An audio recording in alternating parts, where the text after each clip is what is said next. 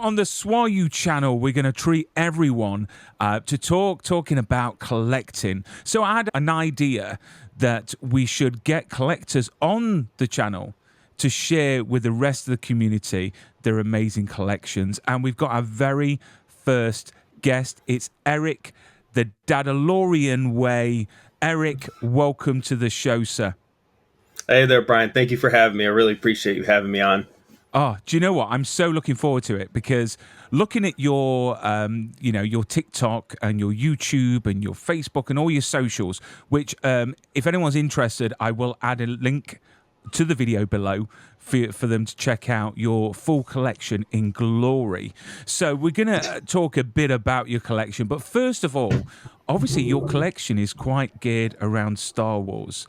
So I want to know the first question, why Star Wars?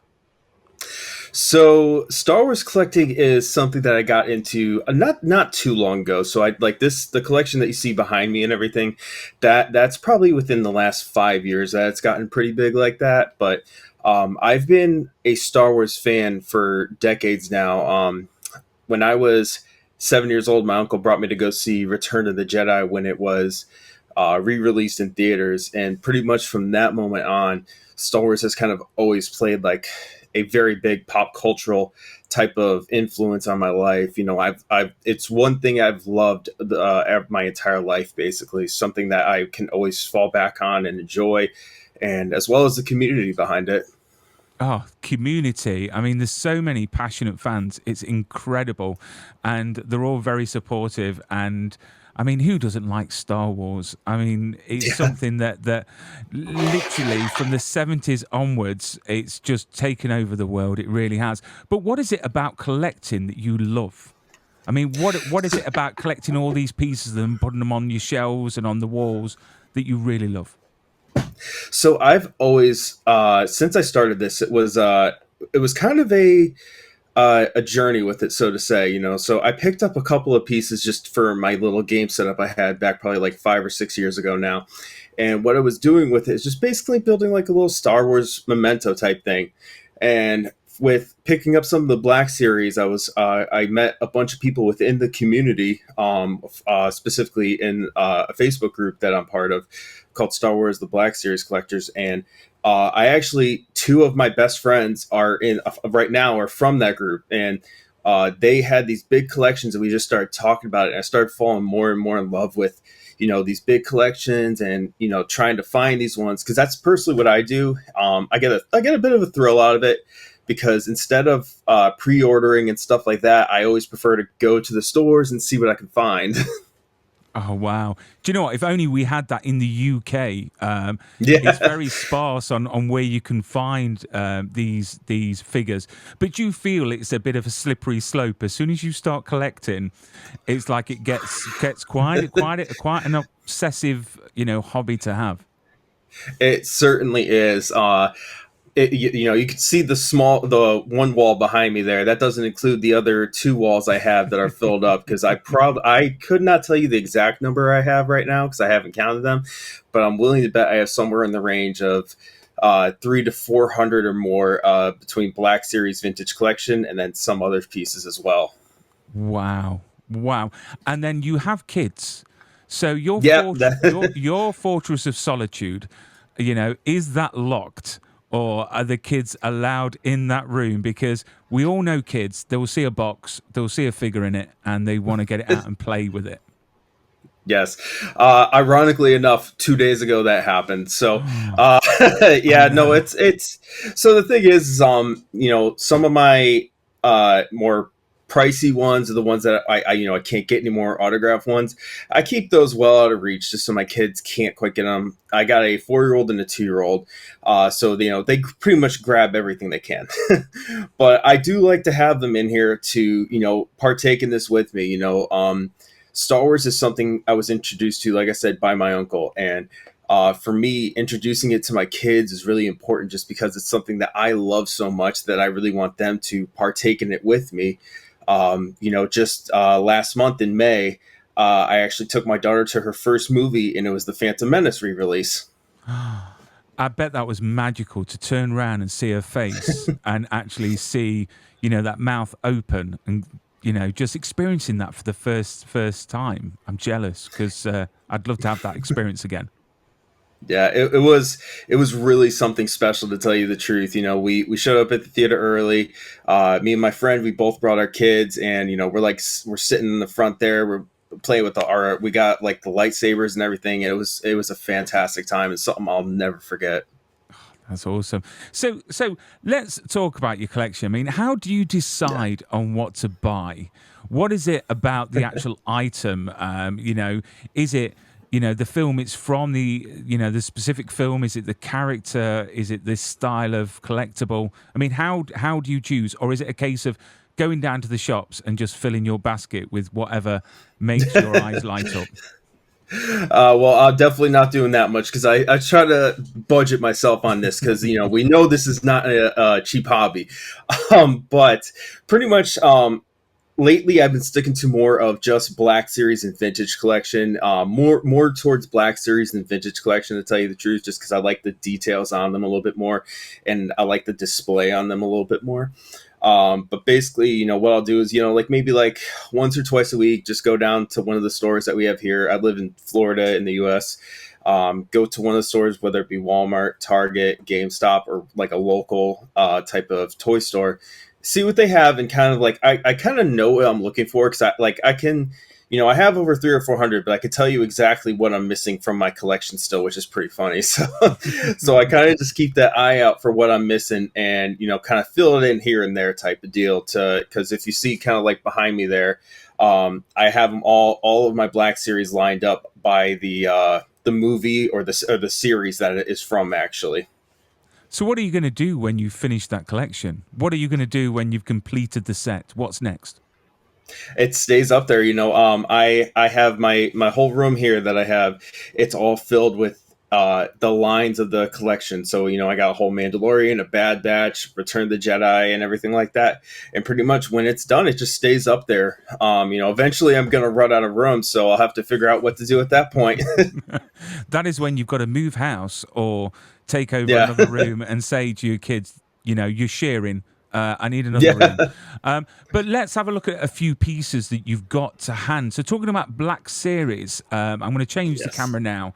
If you could Okay. showcase and tell us about one of the pieces that you've got. Yes, of course. So now the first piece I'm going to show off was probably one of the hardest pieces for me to get for the longest time. And it is the Umbra Operative ARC Trooper. So sorry for the glare there. Now, this one, nowadays, it's not as rare as it used to be, but for me, this was the grail piece for the longest time. Back during the pandemic with COVID, this was one of the most impossible action figures to get in the US. I'm not sure how it was in, say, like the UK, the rest of Hmm. Europe, or in Asia or nothing. But thankfully, I'm really good friends with like a lot of people within this community who do Black Series and Vintage Collection, and I was actually able to work like this. It's kind of funny. It was a three-way trade, because I think I had like a 212th Clone Battalion trooper that this other guy needed, and my buddy Mark facilitated this. He's a bit of like the godfather of the Black Series community, honestly. And so I sent that out to that guy. He sent me the Umbra Operative, and it stayed in this case ever since, just because this right here is easily one of the hardest ones for me to ever get, truth be told. But now you've got it. Yes. I mean, is it because they just stopped making them? Are they available now? Or, I mean, if they are, is that a bit of a kick in the teeth because you've spent all this time trying to get it? And is it readily available now? It is easier to find than it was. That much is for sure. It's still not particularly easy to find, but you can find it on eBay or something like that. I think for me, this one is one of my like so-called grail pieces, just because for me, trying to find it was such a big deal, and it's one of my favorite armors throughout all the Star Wars characters. I just think the armor looks particularly fantastic. And when I got this, it went into I'm an inbox collector, as you can tell. It went into the protective case immediately, and it stayed in a special spot up here in my collection, just because I love that one so much. So I mean, being an inbox collector, I suppose the way it's displayed currently in the box is so important. And I know you said about the Black Series on how they they're displayed, they're just really, really nice. So I suppose for Yeah. an inbox collector, that's really, really important. And you've got a few other pieces with you.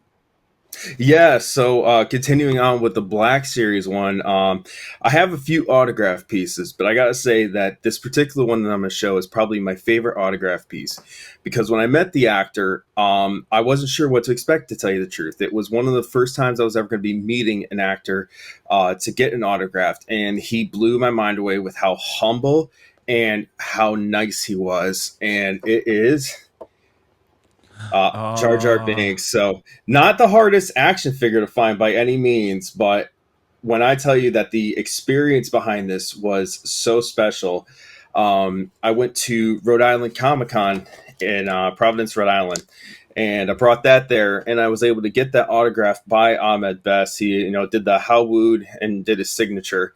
Um, Absolutely a fantastic person, so humble and so polite. Easily one of the best actress experiences I've ever had in my life. I mean, it's going to divide the Star Wars community, but I absolutely love that character. I Me mean, a, too. a lot of people were like, no, it's horrible, it's a waste of. But I really loved that character because I can remember when that film came out the first time round. I had a Yeah, PS1. I even bought the game. That was my first game for the PS1 when I bought yeah. it, and I loved it. It was magical. It really was. And that character, I just thought it was brilliant. But it's great, isn't it, when you meet someone and you're not sure how they're going to be. And it's Yeah. quite a 50-50 experience because they always say don't meet your heroes or meet people that you look up to. But when he was signing it, so when you get stuff signed, I mean, Hmm. how much anxiety do you go through, you know, in the way of pen, in the way of it's going to work? I mean, how important is that for you? So I've never stressed about it too much. So I kind of go prepared to the conventions whenever I do these. I'll take a little sticky note and I'll put it on what I want to get signed, and I'll kind of put on there like, what I want them to write or say on there, and then the color. And I'll even bring the pens with me. That's a nice tip I learned from my buddy Mark I was talking about earlier. And every time it's turned out great so far. I've met all the actors and actresses I have met have all been super kind and been like, oh, yeah, absolutely, I'll do that. And, kind of like did it exactly that way. So I've had nothing but great experiences with getting stuff signed like that. I mean, you've got a great collection of helmets as well. You've got Yes. Bo-Katan, you've got Mandalorian, you've got Boba Fett. Have you ever thought about getting any of those signed, or do you want them just clean? So I am a little bit torn on that one, to tell you the truth. There are a few of my collection I would like to get signed. I think if I were to ever get a one of my helmets signed, the one I would probably want the most would be Hayden Christensen to sign my Darth Vader Black Series helmet. They're really good quality as well. I They're think not bad at that all. was one of the pieces that got me the most into Black Series because I had Mm. started collecting and stuff at that point. The first helmet I got was Boba Fett, and I loved it so much that's where I started getting more and more of the helmets. And the Boba Fett one is on pre-order now, in the Yeah, UK at least, because they sold out, and then they're re-releasing it, which is fantastic news for any collectors out there. So, absolutely. is there a Grail piece that you are yet to find that literally this is a call for action? Anyone watching, if anyone's got this Grail piece, get in touch. I mean, is there a Grail piece that you're after that you need? So I think the biggest Grail piece, and it's from probably my favorite character in all Star Wars. My favorite character is a little bit up for debate because I always, do you include legends in the expanded universe or not? But if you do, my favorite character and the one I've had the hardest time finding, just because he's quite pricey, is the Darth Nihilus Black Series. There you go. So if anyone out there knows where it's like a missing ad. If anyone knows Yeah. where they can find one of those, get in touch to add to Eric's collection. Have you got anything else that you can show us and showcase? Because I will be adding a few photographs over this for everyone to see some of your Yeah. room because on your socials it's lit very nice. I've got Thank an you. I appreciate obsession with that. LED lighting. I love it. I really do.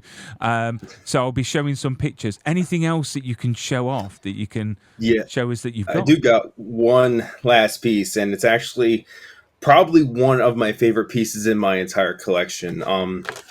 Like I said, I made some really great friends through this community of Star Wars, and one of them, when we started talking about collecting, he was like, "Hey, this is going to be releasing, and this is going to go quick, so you better get it." So he hit me up midnight. He's like, "Yo, drops in 2 hours," and I stayed up, waited, and sure enough, I was able to get this one, the re-release of the Old Republic Trooper.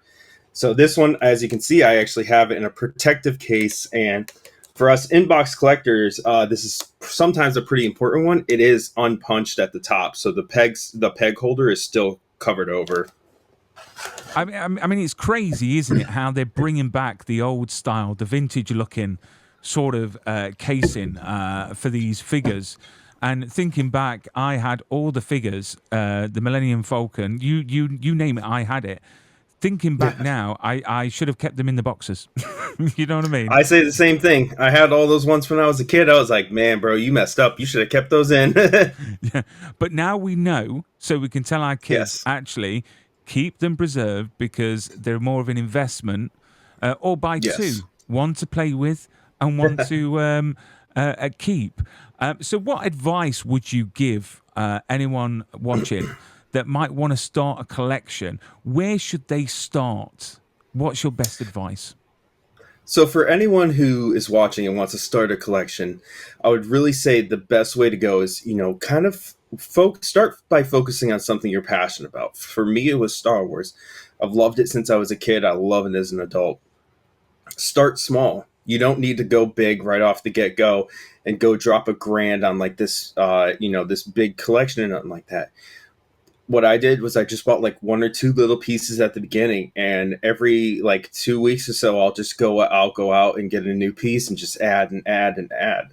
And that's exactly how my collection went from, one lightsaber and two Black Series action figures to, over 4 or 5, probably closer to 500 at this point of action figures between Black Series, vintage collection, and as well as like some Legos and everything else. Just start small and it grows from there, and it becomes a bit of a thrill, really, to try to find what you are looking for. And on a personal question, what does your family think of your collecting? So my brother, personally, he loves it because he's also big into Star Wars, much like I am. My wife, she's actually very supportive of it. She knows it's something I love to do. She knows I'm passionate about it. And she supports me in that. And then my kids, like I said, I love getting them involved with it because it's something that not only I love to do, but it's something that I can share with them. And then we can have these memories of as they grow up, and they can kind of look back on that and remember doing it with me. You know what? You're very lucky. You really are. Because my girls, I've got a 6-year-old and a 10-year-old. And I'm a massive Superman fan. So trying to get them into Superman, I mean, I called one of my daughters Lois and the other one Kara. So you would have thought that I was halfway there. But unfortunately, they're not that interested. So I'm quite jealous at the fact that your kids like Star Wars, and I'm trying my best. But one of the last questions to ask is, if you were in a bunker, it was the end of the world, and you can only take 3 items from your collection, the rest would burn. What 3 items would you take? I gotta tell you, that's a hard one to answer, to tell you the truth. But if I had to pick, it'd probably be the Old Republic Trooper I just showed you, the vintage collection one. I have a Prophet lightsaber from Saber Theory. I actually won that one in a raffle on Instagram, so shout out to them. But yeah, that is one of the most intricate lightsabers you can get on the market, of Prophet, and I love that thing. I would definitely take that. And then probably the last one I would take would probably be that Jar Jar Binks I just showed as well, because that is one of my favorite pieces in my collection. Mm. And then lastly, have you seen the new Star Wars series? What's your thoughts? What are your first impressions of the Acolyte? Yeah, so I have seen it actually. Me and my friend, we actually did do a podcast, and we did a live stream directly following the showing of it. And, I think we know that this one was a very contested topic. There was a lot of Mm. people right off of the get-go that were very against it. So I went into it with a very open mind. Let me just see what this is about. And I got to tell you, I loved it. I Mm. absolutely loved it. It is something new to the Star Wars universe. It gave it a very thriller mystery type of vibe, which is something we haven't really gotten too much of. And it gave us a lot of new characters and a new time. And I'm very excited to see where it goes. I've really enjoyed the first 2 episodes and really excited to see the rest of it. I think they've done a great job. I mean, the showrunner, she said that in the writers' room, she included writers that have never seen Star Wars before, Yeah. just to get like a fresh spin on it. And I think that it's when you flirt with that line, when you sort of go against the grain, I think that you get magical things. And I think with this show, I mean, we've only been treated to 2 episodes so far in the UK. I don't know about you guys, but it's getting better and better. I'm really looking forward to seeing where this is going to go. But yeah, if you want to plug, so what podcast is that you do? Yeah, so you can find us on Instagram. It's at Sith Happens _Star Wars podcast, and in there it's got links to all the stuff that we posted to. It's going to be on YouTube, Spotify, Amazon Music. So you can find it all through our link tree right there on our Instagram link in the bio. And have you got any conventions planned to go to? Do you go to conventions? Do you cosplay? Yeah, so I much like I said, my favorite character is Darth Nihilus, and that's the cosplay I'm working with right now, and it looks pretty great. If you guys check out my page at the _Dadalorian _ you'll actually see that when I did my last convention. Unfortunately, the area I'm in does not have too many of them. I'm up on the northwest part of Florida, so kind of like inside of the Gulf of Mexico area. They don't got too many around here, but we got one coming up in September. Then I'm hopefully going to be going up going north towards Alabama, and we have a really great one in Pensacola, Florida, called Pensacon, which is the last one I went to in February. Definitely plan on attending that every year. And you take the little kids with you? Do they go? Do they enjoy it? Have you dressed one as an Ewok yet? No, I haven't done that, but I was thinking about that actually. No, the last one, so I went as Darth Nihilus, and I actually took my daughter, and she was dressed as a little Princess Leia. Oh, May. Oh, do you know what? The things we do to our kids, but it's great. It's Yeah, great to see. she But loved it. She the loved last it, man. convention I went to, there was a little Ewok, and literally it took the whole convention. Everyone was just focused on this Ewok walking around. And my kids are grown up too fast now, so I should have done it when they were younger. But Eric, thank you very much for coming on to the SWAU channel. It's great to have you on. Thank you, everyone that's been watching. Don't forget to hit subscribe, follow the channel, because we're going to have some other awesome collectors on talking about their collections and why they do this mad hobby of collecting, because not only does it leave our pockets empty, but it fills our hearts, and that's all what matters. It really does. But Eric, look after yourself, keep safe. Yes, thank you, Brian. Appreciate you having me on.